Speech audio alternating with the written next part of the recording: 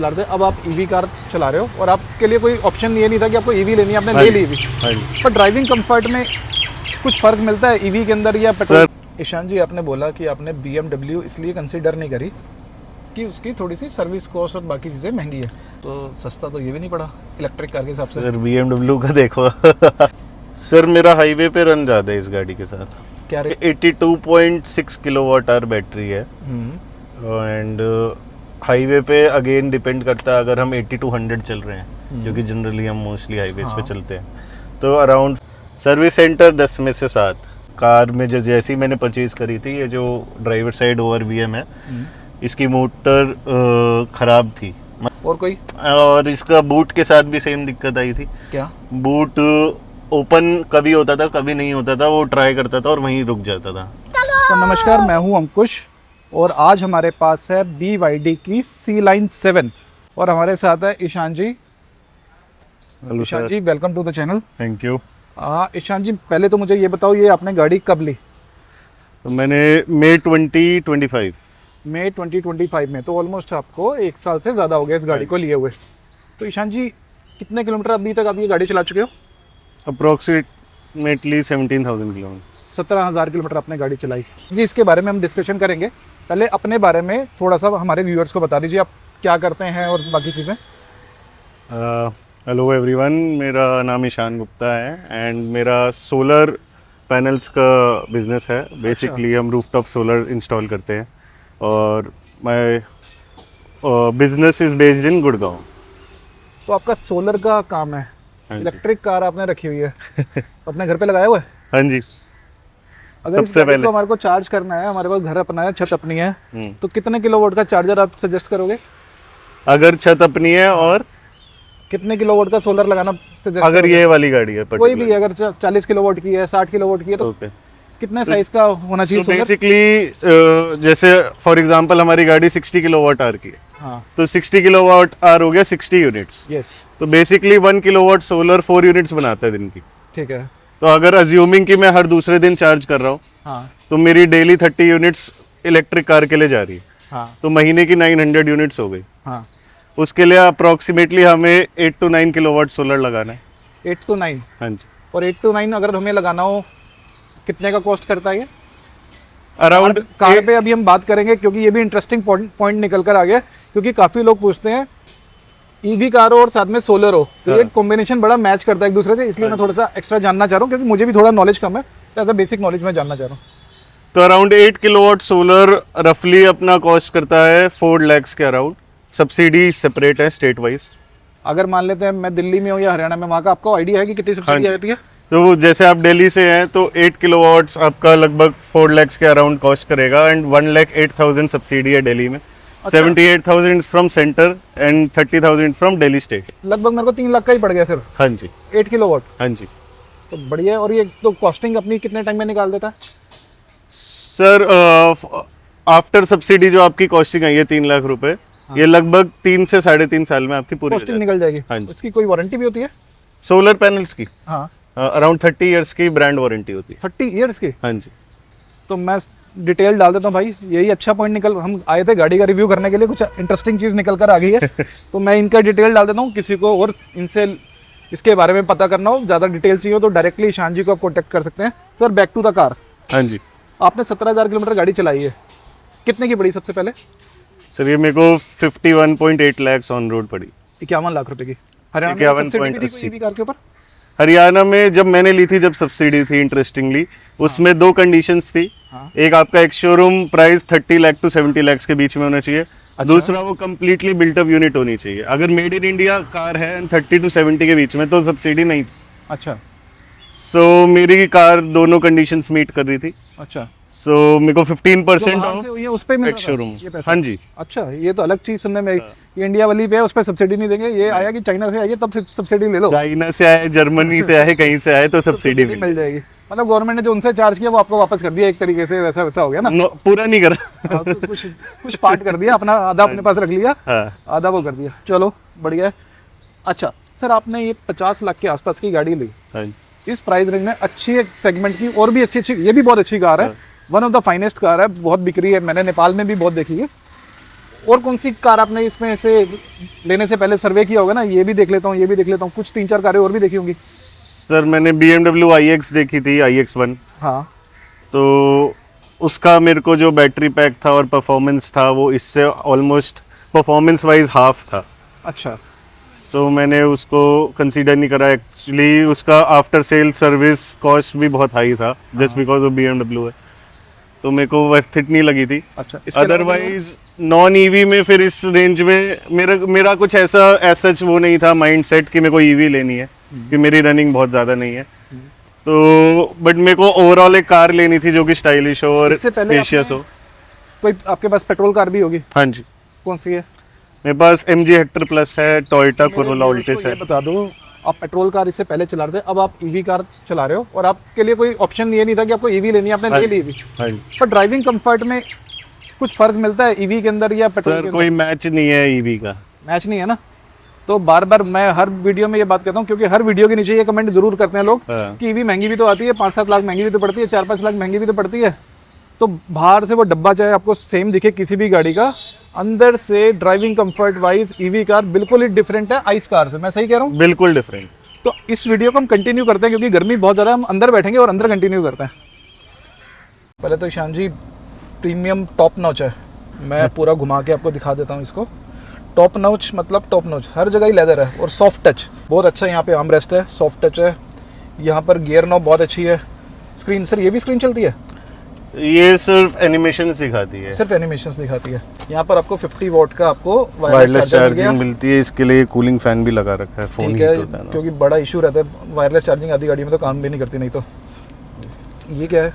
ये just extra आपको कोई फोन रखना है उसके या NFC क्यों लिखा हुआ था? या NFC इसलिए लिखा था कि जो इसका कार्ड है, इसी कार्ड के लिए का NFC कार्ड है। मतलब आप इस पे ना रखो क्योंकि ये वायरलेस है, तो इसलिए इस पे NFC। तो की भी दी है साथ में गाड़ी के? की तो है। कितनी कीज आती हैं इसके साथ? 2 कीज और एक NFC कार्ड। बाकी मोबाइल से भी चला सकते होगे जी। ये इसकी कुछ की है। इसमें भी वो फीचर है कि आप गाड़ी के बाहर खड़े होकर इसको आगे पीछे कर सकते हो? नहीं, वैसा कोई फीचर नहीं है। तो ये कुछ मैं आपको क्लोजअप में दिखा देता हूँ। इसका स्टीयरिंग है पूरा लेदर रैप्ड है, इसमें भी सॉफ्ट टच जैसा कुशनिंग दिया हुआ है, बड़ा अच्छा स्टाइलिश। बिल्कुल आप कह नहीं सकते कि BYD की वैसे तो अच्छी गाड़ी है, मतलब थोड़ा जर्मन स्टाइलिंग में दिया हुआ है ये स्टीयरिंग ना। पीछे आपके पास एक बहुत बड़ी सी MID स्क्रीन है, अच्छा डिस्प्ले है, सारी डिटेल्स उसमें क्लियर कट दिखाई दे रही हैं। TPMS मुझे दिखाई दे रहा है, ADAS के लेन असिस्ट वाला दिखाई दे रहा है, म्यूजिक सिस्टम के, और बाकी कंट्रोल्स भी उसमें शो कर रहे हैं। ये इसका मेन सेंट्रल स्क्रीन हो गया। सर ये रोटेट होता है बाकी गाड़ियों की तरह? हाँ जी। ये लो जी, ये रोटेट भी हो गया। तो और यहाँ पर भी एक स्क्रीन है, इसमें सिर्फ एनिमेशन आते हैं। अगर आपको लाइट ज़्यादा अगर दिख रहे हो तो इसके अंदर एनिमेशन चल रहे थे अभी। और यहाँ से अब हम करते हैं बात। हाँ जी, आपने बोला कि आपने BMW इसलिए कंसीडर नहीं करी कि उसकी थोड़ी सी सर्विस कॉस्ट और बाकी चीज़ें महंगी और परफॉर्मेंस हाफ है इससे। परफॉर्मेंस हाफ है। सर्विस कॉस्ट पे ही बात करते हैं। हाँ जी। आपने 17,000 किलोमीटर की गाड़ी चलाई है, सर्विस कितनी बार कराई है? एक बार कराई है जो एनुअल सर्विस होती है। वैसे 20,000 और 1 ईयर व्हिचएवर इज अर्लियर वो कराना। 20,000 का इसका सर्विस इंटरवल है जी। कितना कॉस्ट करा आपको सर्विस? रफली अराउंड 18,000 अगर आप सब कुछ जो वो कहते हैं वो करवाते हैं तो सस्ता तो ये भी नहीं पड़ा इलेक्ट्रिक कार के हिसाब से। सर BMW का देखो इलेक्ट्रिक में 35 के पास जाता है वो। तो इलेक्ट्रिक कार है, लेकिन ये प्रीमियम सेगमेंट की इलेक्ट्रिक कार है, तो यू हैव टू पे द प्रीमियम उस चीज़ का ना, उसको आपको पैसा देना पड़ेगा। बाकी इसमें सब कुछ था, मतलब रोड एंड कवर वगैरह वो हार्डली को, मतलब नेक्स्ट सर्विस में तो लगता नहीं है क्योंकि एक बार ही वो नीचे कोटिंग होती है। साल में एक ही बार होनी है, तो आपने सोचा होगा कि चलो 20,000 ही चलनी है मेरी, तो जो रिकमेंड कर रहे हैं वो लगवा लेते हैं। कह रहे हैं करवा लो। उसका क्या है, हाईवे पे ज़्यादा रहता है या लोकल ज़्यादा है? सर मेरा हाईवे पे रन ज़्यादा है इस गाड़ी के साथ। क्या रेंज दे देती है हाईवे पे? कितने किलोवाट वाली है पहले ये भी बता दूं? ये 82.6 किलोवाट आवर बैटरी है एंड हाईवे पे अगेन डिपेंड करता है। अगर हम 80 to 100 चल रहे हैं जो कि जनरली हम मोस्टली हाईवेज पे चलते हैं, तो अराउंड 480-500 ही आपको दे देगी। लोकल में आपको अगर बिल्कुल ही बम्पर टू बम्पर ट्रैफिक चल रहा है तो 450 to 500 देगी। 450 to 500, हाँ, मतलब 450 से कह रहे हो 500 आपको दे देती है। 80-100 पे चलाने में कुछ ज़्यादा। जब मैक्सिमम ड्राइविंग 60 to 80 रहती है तो ये 550 तक जाती है। टॉप स्पीड कितने तक चलाई है? सर मैंने तो ज़्यादा नहीं चलाई, 130-40 मैक्स चलाई है, बट ये 230 तक जाती है जो मैंने इसके वीडियोस ये देखी। चलाई होगी, मैं कौन सी पुलिस है, दिल्ली पुलिस है या कौन सी है, टैग कर रहा हूँ मैं इनको, देख लेना ज़रा किसका है। इन्होंने ये बताया नहीं कि कौन से स्टेट में चलाई है, नहीं तो कट जाता अभी। अच्छा, दूसरी चीज़, कौन सा चार्जर साथ में मिला सर गाड़ी के? 7.5 किलोवाट का होम चार्जर। 82 किलोवाट की सर बैटरी है, 7.5 का आपने चार्जर लिया, कितना टाइम लगा देता चार्ज करने में? सर ये लगाता है 11 घंटे ओवरनाइट, रात को 6 बजे लगाई, सुबह उतारो जाके 6 बजे के आसपास। हाँ जी, ये 360 व्यू जो कैमरा आप दिखा रहे हो, जी। स्क्रीन लैग तो नहीं करती? बिल्कुल लैग नहीं करती सर, बहुत रिस्पॉन्सिव स्क्रीन है, तो उस चीज़ में कोई इसमें इशू नहीं है। गाड़ी के नीचे का भी दिखा देता है अगर हम इसको यहाँ क्लिक करते हैं। अच्छा, 540 व्यू है। हाँ जी, एग्जैक्टली एंड ये 2D व्यू भी देखते हैं तो ये front, reverse, left, right, front में ब्रॉड, लेफ्ट में ब्रॉड, दोनों साइड लेफ्ट एंड राइट। अच्छा, ये दोनों सारा साइड में दिखाता दिखाता है। Left and right. जी, ये लेफ्ट टायर है और ये राइट टायर है। अच्छा ईशान जी, हमने सुना था इसके जो रियर वाला जो विंडो थी उसमें जेट ब्लैक शीशे आते थे, हाँ ये जी। काफ़ी ट्रेंड में था रील्स के अंदर ना, पर इसमें तो ऐसा कुछ नहीं है। एक्चुअली जब मैंने ये कार ली थी, जो मेरे को डीलरशिप ने बताया था, उन्होंने कहा था ड्यू टू हरियाणा में वो अलाउड नहीं था, हाँ, तो इन्होंने कार्स को दोबारा, जो इनकी फर्स्ट लॉट आया था मे बी उसमें था, उसके बाद इन्होंने कॉल बैक कर दिया था फीचर, कॉल बैक कर दिया फीचर इंडिया के इस वाले में। ऐसा नहीं है कि हर एक में जेट ब्लैक आते हैं, ये अक्सर कुछ रील्स अगर आपने देखी होंगी सी लाइन के ऊपर, उसमें बताते हैं कि पीछे वाला पूरा शीशा जेट ब्लैक है, तो इसमें नहीं है। वो कुछ यूनिट्स में शुरू में आया था या दोबारा भी आया होगा, पर अलग अलग स्टेट में है वो, हरियाणा में नहीं स्टेट है। वाइज पॉलिसी पे डिपेंड करता है। म्यूजिक सिस्टम पे आते हैं सर, कौन सा म्यूजिक सिस्टम है? सर कितने म्यूजिक speaker हैं? सिस्टम इनका खुद का है, डायना ऑडियो, हम्म, एंड कितने स्पीकर्स है ये मेरे को सही में खुद नहीं पता, कोई बात नहीं, आपकी But- स्क्रीन पे दिख रहा होगा, जो हमें पता, हम उसी पे बात बट करेंगे। लेकिन इसका साउंड बहुत बहुत जबरदस्त चला के है, बहुत दिखाऊं? अच्छा। चलाएंगे? हाँ। आवाज कर लो भाई। शाम ढले रास्ते मुस्कुराए, 50% वॉल्यूम। हवा में कुछ बातें पुरानी आए, सड़कें भी जैसे गाना गाए।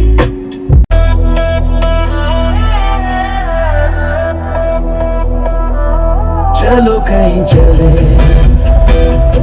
हवाओं के संग चले, जहाँ रास्ते भी हमसे दोस्ती सा कर ले, शहर के शोर से निकल के दूर कहीं खो जाए। तो ये कुछ ऑडियो की क्वालिटी थी, मुझे नहीं पता कि आपको उसमें कितना अच्छे से सुनाई दे रहा है, पर टॉप नॉच, इससे बेटर नहीं हो सकता कुछ भी। हमने तो 30-40% पे रखी थी volume, almost 40-50% volume. Top notch. और अच्छी चीज़, गाड़ी का इंटीरियर इतना प्रीमियम है, बाहर से तो जितनी गाड़ी दिखने में प्रीमियम है और है भी सही, अंदर से मैं कह रहा हूँ सारी जर्मन कार्स को अभी beat करती है तो गाड़ी। सर अभी धूप है, वरना ये प्रॉपर इसमें एम्बिएंट लाइटिंग दिखती है। एम्बिएंट लाइटिंग है, वही जो मर्सिडीज में आती है, अनलिमिटेड कलर्स होते हैं। Seat comfort, driving comfort, sir सारा कुछ इसमें एडजस्टेबल है, लंबार भी, और मतलब कुछ भी एडजस्ट कर सकते हो, ये पार्ट, ये पार्ट, ये पार्ट, ये हो गया। तो सिर्फ 50 लाख नहीं दे रहे अब, उसके लिए चीज़ें भी मिल रही हैं ये आपको। देखो आप, ये वाला भी एक्सटेंड कर सकते हैं पार्ट। अच्छा, ये उसी साइड है, हाँ, उस साइड आई थिंक कम है। वेंटिलेटेड सीट है इसमें, हाँ जी, चल रही है अभी। और चल रही है, ठंडा ठंडा तो लग रहा है। Cool glove box? नहीं, वो नहीं। कूल ग्लव बॉक्स नहीं है। कौन सा फीचर ऐसा है आपको लगता है यार 50 लाख खर्च कर दिए तब भी नहीं मिला? फ्रिज होना चाहिए था, फ्रिज होना चाहिए था। दिल्ली के लिए। गर्मी बहुत है भाई, हाँ। फ्रिज क्यों होना चाहिए था? क्योंकि इसने फ्रिज जितना बड़ा स्पेस दे रखा है। हाँ, ये देखो, ये है आर्मरेस्ट के नीचे का स्पेस। ये अगर हम ऐसे दिखाएं डीप करके तो काफ़ी डीप है, अच्छा खासा डीप है। मतलब तो बात करें 2-3 बियर की कैन तो आ जाती होंगी सर ज़्यादा आ जाएंगी, बोतल बट भी आ फ्रिज जाएगी। होना चाहिए था। बस इसको कूल ग्लव बॉक्स ही दे दो। अच्छा, इतना बियर बड़ा। से याद आया, हाँ, बेस्ट फीचर सर, ये देख लीजिए, आप इसको एक्सपैंड कर सकते हैं अगर आपके 1 लीटर तक का भी आपके पास, जैसे स्टारबक्स में वो लार्ज वाली कॉफ़ी आती है, वो डीप कर सकते हैं यहाँ से, और इसको ऊपर लाना, तो हम इसको बटन को प्रेस करेंगे तो ये ऊपर आ जाएगा, कैन वगैरह, बोतल वगैरह। आप करो, शूट करो। हाँ, हो रहा है। ओह, क्या एडास जो है याद आया मुझे, वो 360 कैमरा के साथ इंटीग्रेटेड है। जैसे हमारे इधर से कोई आ रहा है हाँ तो ये उसको भी सेंस करता है और उसके हिसाब से भी हमारा स्टीयरिंग लेफ्ट कर देगा अगर उसको दिखेगा ADAS में उधर सामने जगह। कोई जानवर जाए कुछ जाए तो स्क्रीन पे दिखाता है कि जानवर है। बिल्कुल। और आप ये देखेंगे ये जो जनरली टेस्ला में होता है हाँ इन मतलब ये ह्यूमन को भी सेंस करता है, साइकिल होगी आगे हाँ, साइकिल कर को लेते भी हैं ना करेगा सेंसर। तीनों वो- लेन में। इसका मतलब ये है कि वो 360 कैमरा के साथ यहाँ पे कोई कैमरा भी दिया इन्होंने ऊपर अंदर के लिए या बाहर के लिए? अंदर के लिए। अंदर के लिए कोई कैमरा नहीं है। ये है, ये क्या है? ये 2 फीचर्स हैं इसके। अगर आप यॉन करेंगे हाँ। तो ये बोलेगा हाँ, प्लीज यही तो- स्टॉप एंड ड्रिंक कॉफी। यही तो है, इसी चीज की बात कर रहा हूँ जैसे महिंद्रा। बट जैसे महिंद्रा में है जैसे जो यहाँ पे थे। उसमें आप फोटो खींच सकते हो अंदर जो बैठा है उसकी नहीं, सेल्फी फोटो ले हमें नहीं सकते हो। खींचनी। इसमें कैमरा वो नहीं है, एक सेंसर है बेसिकली जो कि ह्यूमन मूवमेंट्स के लिए आपको गाइड करता है। आप डिस्ट्रैक्टेड हो तो please focus on the road ऐसे हाँ। आता है, और यॉन कर रहे हैं तो स्टॉप करके कॉफी पी लीजिए ये लिखा स्टेयरिंग पे आता भी है। थोड़ा सा वाइब्रेशन आती है। स्टेयरिंग पे वाइब्रेशन नहीं आती बट साउंड अलर्ट आता है। साउंड चेयर आजकल जितनी भी एडवांस कार्स हैं उसमें अब आने लगा है। कल को अगर आप लॉन्ग रूट पे जाते हो, आपको नींद आ रही है, आप यौन कर रहे हो या आप इवन मोबाइल भी छेड़ते हो तब भी देता है। हाँ वो अगर मेरी आई सामने नहीं है, मैं इधर देख रहा हूँ नीचे देख रहा हूँ तो वो कहेगा तब भी प्लीज वो तब फोकस भी ऑन आपको वो नोटिफिकेशन देगा कि आप फोकस करो अपनी ड्राइविंग के ऊपर, या आप चाय पी लो, रुक जाओ, गाड़ी कॉफी पी लो, ऐसा कुछ वो सारा कुछ आता रहता है आपकी स्क्रीन के ऊपर। तो ये और जो मैंने ऑब्जर्व करा ये अबव 30 की स्पीड पे ही आता है। अबव 30 की स्पीड पे आता है। हाँ, कोई 2 या 3 ऐसे फीचर जो आपको लगता है हाँ इस चीज़ में मेरे को इस गाड़ी में मज़ा आया। पहले मैं जो हेक्टर चला रहा था या बाकी चीज़ें वो उसमें इतना कंफर्ट नहीं था, इसमें ज़्यादा अच्छा मेरे को वो फील आता है। सर जैसे हेक्टर में भी एडैस है, इसमें भी एडैस है, बट दोनों की वर्किंग में बहुत फ़र्क है। एक इसमें अडेप्टिव क्रूज कंट्रोल है हाँ। जो कि उसमें नहीं है, तो वो बहुत एक अच्छा फीचर है इंडिया के लिए, क्योंकि सामने वाला कभी तेज चलाता है कभी धीरे चलाता है, ये उसको उस एडजस्ट कर हिसाब से लेती आपकी है। गाड़ी स्लो और तेज हो जाती है। और मतलब मैंने इसके साथ ऑलमोस्ट 50 to 80 किलोमीटर्स बिना अपना ब्रेन यूज़ करे इसके ब्रेन से गाड़ी चलाई। सर और सर आपने जब MG का नाम ले ही दिया है तो फिर उसमें स्क्रीन का बहुत बड़ा Lag इशू करती थी। है, बहुत लैग है। मतलब रिवर्स में भी मैं पहले मेरी गाड़ी रिवर्स हो जाती है उसके बाद वहाँ शो करती है, तो वो तो बहुत उससे बहुत बेटर कैमरा इसका नेक्स्ट लेवल है। कॉल क्वालिटी काफ़ी अच्छी है। अच्छा। जैसे आप फ़ोन पे बात कर रहे हैं तो ये AC अपने आप डाउन कम कर देगा ताकि ये अब भी साउंड एडवांस क्लियर फीचर आ सब जाए। में आता है। जब कॉल्स आती है अगर आपके एसी की नॉइस उसको डिस्ट्रैक्ट ना करे तो वो एसी को स्लो डाउन कर देता है और तब तक आप आराम से फ़ोन पे बात कर सकते हो, और उसकी क्वालिटी बेटर करने के लिए होता है ये और फीचर। जो दूसरी साइड पर्सन है उसकी आवाज़ ऐसे सुनाई देती है, साइड में बैठ के हम बात कर रहे हैं जैसे इतना। तो ईशान जी हर चीज़ अच्छी नहीं हो सकती, कोई ना कोई तो इशू भी होंगे गाड़ी के अंदर। सही से बताओ फिर, नहीं तो लोग कमेंट करके लिखेंगे सर पेड रिव्यू है, पेड रिव्यू है। पेड रिव्यू नहीं है भाई, कोई तो खराब चीज़ें बताओ हमें। नहीं सर, लेकर खराब जानी होती हैं। चीज़ें भी है। जो मेरा फर्स्ट टाइम मैंने BYD ली है और मेरे को फेस करना पड़ा है, एक दो चीज़ें हैं। जैसे कार में जैसी मैंने परचेज़ करी थी, ये जो ड्राइवर साइड ओवर VM है, इसकी मोटर ख़राब थी। मतलब अच्छा। कभी लॉक करने पे अपने आप फोल्ड होता था और कभी नहीं होता था, अटकता था। मतलब वो दिख रहा है ट्राई कर रहा है बट होता नहीं था, तो मैंने इसकी कंप्लेंट की थी। हालांकि मेरे को वहाँ से अच्छा रिस्पॉन्स मिला, उन्होंने रिप्लेस कर दिया। बट वो पार्ट आने में एक्चुअली ये NFC वाला ORVM है, इसी पे टैप करना पड़ता है। हाँ, तो इसको आने में बहुत टाइम लगा, प्लस इसके आने के बाद रिप्लेस होने के बाद NFC कार्ड आने में और ज़्यादा टाइम लगा। NFC कार्ड भी न्यू आया, हाँ, जो पहले वाला था वो यूजलेस हो गया। तो एक की भी नहीं बनी और ये भी चेंज हुआ। कितने दिन लग गए इस प्रोसेस सर 2 महीने से ऊपर लग गए इसमें। आने में, क्योंकि इंडिया में है ही नहीं, वो बाहर से ही आया, वो चाइना से वो उन्होंने चाइना मंगाया से होगा। आया। और फिर वो गाड़ी गई आपके सर्विस सेंटर, वहाँ से कितने दिन में आई? सर्विस सेंटर में तो 1 घंटे का भी काम 1 घंटे के अंदर हो गया। चलो, और कोई और इसका बूट के साथ भी सेम दिक्कत आई थी। क्या? बूट ओपन कभी होता था कभी नहीं होता था, वो ट्राई करता था और वहीं रुक जाता था। अच्छा, उसकी वजह से यहाँ पे बूट ओपन का साइन बना रहता था और गाड़ी कंटिन्यूसली बीप करती रहती थी कि बूट ओपन है। और मेरे को एक्चुअली कुछ उसमें सामान रखना हो और बूट नहीं खुल रहा, तो मेरे को बड़ी एम्बैरेसमेंट थी कि मेरे को सीट फोल्ड करके उसको डालना पड़ रहा है। ऐसा क्यों? तबकि इसमें 4 तरीके से बूट खुल सकता है और एक भी तरीके से वो काम नहीं करता। तो फिर कैसे करते थे? तो फिर उसको थोड़ा सा पुश बैक करते थे तो वो साइन तो चला जाता था, बूट प्रॉपर्ली क्लोज हो जाता था, बट वो खुलता नहीं था। फिर उसकी मैंने काफ़ी कंप्लेंट करी और उसके लिए कंपनी ने मेरे को बहुत परेशान भी करा। कितना टाइम?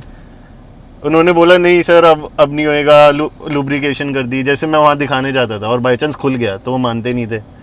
वीडियोस बनवाई बहुत सारी जगह जगह से जहाँ भी मेरे को दिक्कत आई, हर बार लुब्रिकेशन करके Last वापसी में कर हमने देते कर थे। दिया।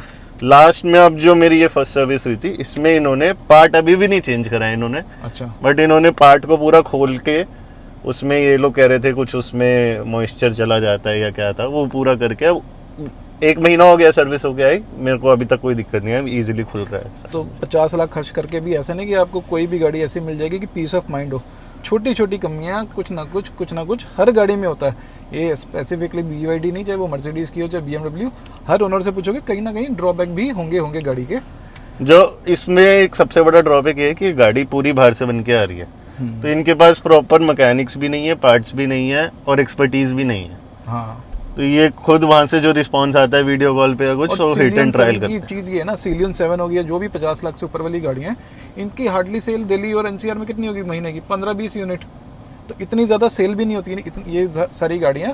तो जितना ये प्रैक्टिस ही है ना मैकेनिक के लिए भी, जैसे डॉक्टर के लिए प्रैक्टिस होती है, पेशेंट आता है, ये इनके लिए प्रैक्टिस है। जितनी ज़्यादा गाड़ियाँ छेड़ेंगे उतनी ज़्यादा प्रैक्टिस होगी। अब छेड़ते ही नहीं, गाड़ी बनी बनाई बाहर से आती है, तो करें कैसे?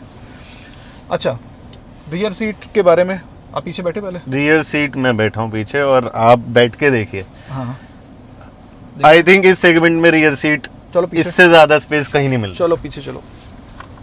तो मेरा फर्स्ट, ये देखिए सर, तो मेरा जो फर्स्ट इंप्रेशन है प्रीमियम मतलब अल्ट्रा प्रीमियम। लेग रूम में मेरी हाइट 5'11" है, कोई दिक्कत नहीं है, भैया को भी कोई दिक्कत नहीं है। पीछे आपके पास प्रॉपरली अच्छे AC वेंट्स है, हर जगह सॉफ्ट टच है, यहाँ पर सॉफ्ट टच है, यहाँ पे सॉफ्ट टच है, प्रीमियमनेस पूरी की पूरी है।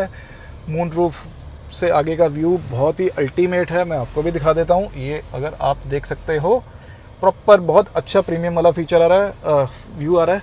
और यहाँ से अगर हम आपको दिखाएं ऐसे करके, अब नीचे क्या क्या है सर?